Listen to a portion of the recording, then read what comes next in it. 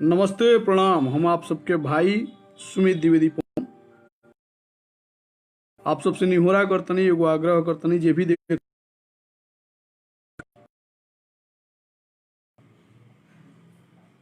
किसी की इंडस्ट्री के सबसे बड़ सुपर लाल यादव बॉलीवुड में जाए तैयार बने, रेडी बने। आप सबके प्यार प्रतीक्षा बटे, प्यार मिलल, अगर प्यार मिलल तो फिर भोजपुरी बड़े। वैसे बॉलीवुड में भी खेसारी लाल यादव परचम गाड़ दी हैं, ठीक ना।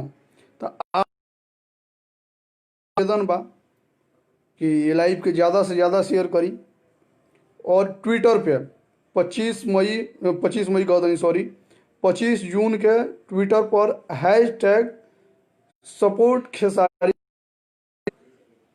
आप ट्वीट करी और खेसारी लाल यादव के ट्रेंडिंग में ये ट्वीट लेके आई ताकि बॉलीवुड के बड़ा बड़ा प्रोड्यूसर डायरेक्टर के नज़र आवे और खेसारी जी के सपोर्ट होके और पूरा यूपी बिहार के लोग खेसारी जी के सपोर्ट करे।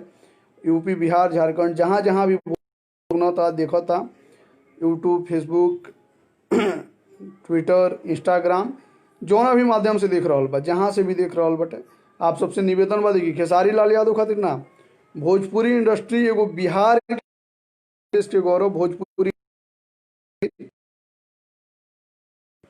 जाके आप लोगों को ट्विटर पे देखिए कितने लोग, हम जानते हैं कितने भाई लोग हमारे ट्विटर नहीं चलाते हैं, लेकिन ट्विटर आप आइए और ट्विटर पे 25 मई के सवेरे 7 बजे से इतना ज़्यादा ट्वीट हो गया चाहिए सपोर्ट खेसारी फॉर बॉलीवुड, इतना ज़्यादा मतलब ट्वीट हो गया चाहिए कि मतलब ये ट्वीट ट्रेंडिंग में आ जाए। आप सबसे नम्र निवेदन बा कि ज़्यादा से ज़्यादा ये लाइव के हमारे शेयर करी और अपन खेसारी लाल यादव के प्यार दी, हमरो ईसा के प्यार खेसारी लाल यादव के दे दी और भोजपुरी जगत, भोजपुरी भाषा और भोजपुरी क्षेत्र के सम्मान खातिर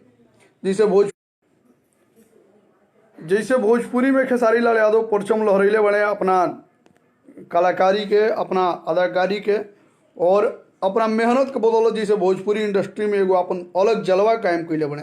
यह जलवा बरकरार रखे खातिर बॉलीवुड में भी आप सबके सपोर्ट के जरूरत बा। कुछ भी केहू के भी बात पर ध्यान ना देते हुए आप सब खेसारी लाल यादव के सपोर्ट करी भोजपुरी भाषा के सम्मान में। नहीं कुछ तो एक बिहार से एक अपना हीरो तो जाएगा, आप एक नाम हो जाएगा, पूरे दुनिया के लोग ये जान जाएंगे भोजपुरी इंडस्ट्री से एक आया लड़का और झंडा गाड़ दिया बॉलीवुड में और भोजपुरी वालों ने को सपोर्ट किया। तो आप लोग खेसारी लाल यादव जी को दिल से सपोर्ट कीजिए, यहाँ बैठाइए। अगर यहाँ आप लोग उनको बैठाते हैं और यहाँ से अगर आप लोग भोजपुरी को सच में अगर मानते हैं और भोजपुरी के सम्मान में अगर आप लोग सच में अगर कुछ करना चाहते हैं और भोजपुरी के लिए अगर आप लोग सच में कुछ करना चाहते हैं तो 25 जून को ट्विटर पे आप लोग जाइए और Twitter Pay hashtag support Khesari for Bollywood आप सब ऐसी करी, ट्वीट करी। हम जानता नहीं कितना भाई सबके पास ट्विटर अकाउंट ना हुई, लेकिन आप सबसे नम्र निवेदन भाई एगो प्ले स्टोर पर ट्विटर ऐप वाला ओकरा के डाउनलोड करी और डाउनलोड करके ऊपर अपन अकाउंट क्रिएट करी और अकाउंट क्रिएट कैला के बाद से मैंने 25 तारीख के दिखा देगा कि भोजपुरी के पावर कितना बा, भोजपुरी में कितना पावर बा। देखिए सारा दुश्मनी दोस्ती सब भुला के, मतलब कोनो भी देखिए घृणा जौन भी मन में बाटे वो सब चीज़ भुला के ओनली वन भोजपुरी खातिर आप सब काम करी, ठीक ना। और भोजपुरी खातिर देखिए एकलौता एक ऐसा स्टार है जो आप लोगों के स्वाभिमान के लिए, आप लोगों के प्यार के लिए, ठीक ना, वो कहीं भी जाने के लिए तैयार है। खेसारी लाल यादव आप लोगों के लिए जीते हैं, ठीक ना। आप लोग जैसे कि आप लोग जानते हैं कि पिछले कई बार, ठीक ना, कोई भी किसी का मदद करता नहीं है, लेकिन भोजपुरी इंडस्ट्री से एक खेसारी लाल यादव जैसा एक शख्स है जिसने मतलब मदद के लिए हाथ बढ़ाया और आज देखिए सभी लोग मदद करते हैं और मदद के लिए सभी लोग अपना हाथ बढ़ाते हैं। तो ये कहीं ना कहीं देखिए खेसारी लाल यादव एक ऐसा नाम है, ठीक ना, एक खेसारी लाल यादव ऐसा नाम है, एक ऐसा अनाज है जो कि पत्थर पे भी उग सकता है। और बॉलीवुड क्या चीज़ है, बॉलीवुड में भी जाके परचम लहराएगा आपका शेर और अपने शेर को आप लोग निरंतर सपोर्ट कीजिए, प्यार दीजिए। और इतना आप लोग hashtag support Khesari for Bollywood आप लोग लिखिए ट्विटर पे कि गर्दा उड़ जाए। कितने लोगों का कहना है, कितने लोगों का कहना है और कितने लोगों का मानना है ये चीज़, ठीक है, कि खेसारी का जो प्रोनाउंसिएशन है, जो जो जो हिंदी बोलने का, वो मतलब वीक है। मैं इस चीज़ को मानता हूँ। देखिए, जो आदमी भोजपुरी का कम से कम सैकड़ों सिनेमा कर चुका हो और पूरा सिनेमा भोजपुरी में कैले बा, ठीक ना, तो ओकर प्रोनाउंसिएशन जायज से बात बटे। जौन आदमी भोजपुरी खातिर जी रहल बा, भोजपुरी खातिर मर रहल बा, भोजपुरी में काम कर रहल बा, तो ओकर प्रोनाउंसिएशन जौन हुई भोजपुरी के ही हुई।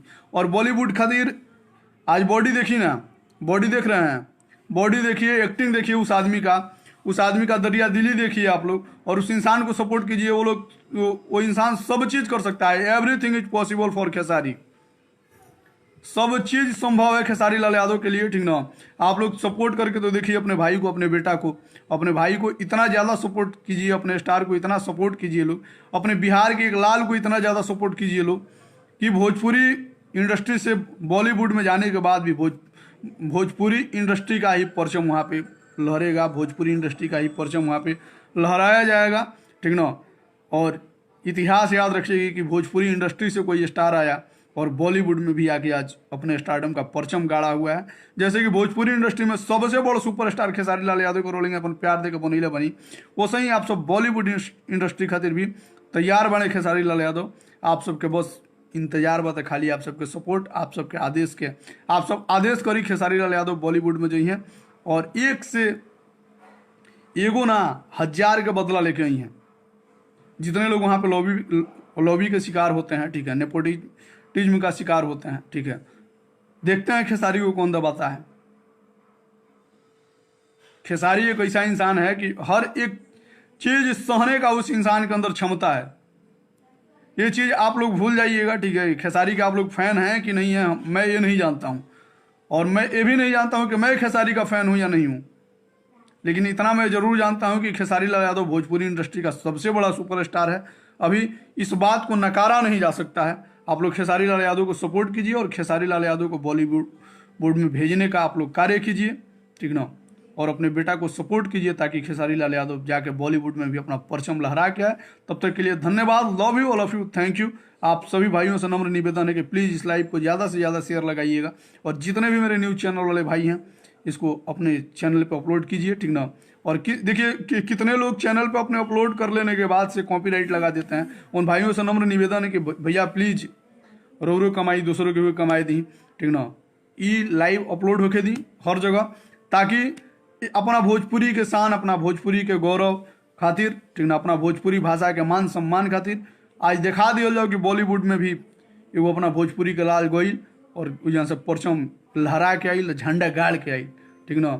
खेसरिया जाई, ठीक ना, तो आई ना वो यूनी वर्ल्ड रह जाई। खेसरिया के इतना रोलिंग प्यार दी लेकिन कि खेसरिया मैंने जा वो जान, ठीक ना, जाए का रास्ता हो, बॉलीवुड से आवे का रास्ता ना। बॉलीवुड में इतना परचम लहरा देवे, इतना झंडा गाड़ देवे कि जितना जना नेपोटिज्म और लॉबी वाला ये लोग बा लोग सब जना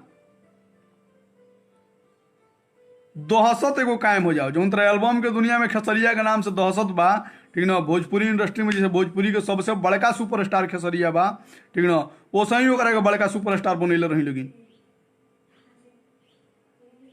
महाराज गौरव का ना बात बाजी, शान का बात है, शान तो रह जाएगा कम से कम। अपने भाई को सपोर्ट कीजिए लोग, प्यार दीजिए लोग, और खूब आगे बढ़ाइए लोग, और इस लाइव को ज़्यादा से ज़्यादा शेयर कीजिए लोग। और इस लाइव को नहीं शेयर कर सकते हैं लोग, तो आप लोगों से नम्र निवेदन है कि सभी भाई एक एक वीडियो जरूर बनाएं। Hashtag support Khesari for Bollywood, सभी लोग आप लोग एक एक वीडियो बनाइए मेरे भाई। मैं अपने पेज से, मैं अपने आईडी से मैं स्वयं शेयर करूंगा उस चीज़ को। और 25 तारीख को आप लोग अपना ताकत दिखाइए ट्विटर पे। जिन भाइयों के पास ट्विटर अकाउंट नहीं है वो लोग ट्विटर अकाउंट क्रिएट करें और अपने स्टार खेसारी लाल यादव को ज़्यादा से ज़्यादा प्यार दें। Thank you, love you, all of you. चलते नहीं, बाय बाय, फिर मिलो, तब तक खातिर धन्यवाद।